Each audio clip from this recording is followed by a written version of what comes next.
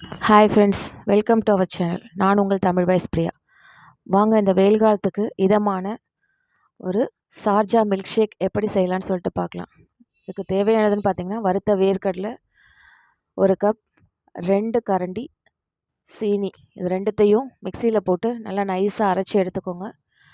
இந்த அரைச்சதை எடுத்து ஒரு கிண்ணத்தில் போட்டுட்டு பொடி பொடியாக நறுக்கி வச்சுருக்கிற வாழைப்பழத்தை எடுத்துக்கோங்க. அதையும் மிக்சியில் போட்டு நல்லா நைஸாக அரைச்சி அதில் எடுத்து ஊற்றிக்கோங்க. அது கூட காய்ச்சி ஆற விட்டு வச்சுருக்கிற பசும்பால் அதையும் எடுத்து அதில் ஊற்றி நல்லா மிக்ஸ் பண்ணுங்கள். கட்டி இல்லாத அளவுக்கு நல்லா மிக்ஸ் பண்ணுங்கள். நல்லா மிக்ஸ் பண்ணதுக்கப்புறம் ஒரு கிளாஸ் எடுத்து வச்சு அடியில் கொஞ்சம் பொடி பொடியாக நறுக்கின முந்திரி பருப்பு போட்டு அந்த ஜூஸை எடுத்து ஊற்றி மேலே தேவைன்னா சாக்லேட் சிரப் ஊற்றிக்கலாம். அப்படி இல்லை அப்படின்னா அப்படியே சர்வ் பண்ணலாம். இந்த வெயில் நேரத்துக்கு நாம் வெளியில் ஷாப்பில் போய் குடிக்காமல் வீட்டிலையே தயாரித்து சார்ஜா மில்க் ஷேக். தேங்க்யூ.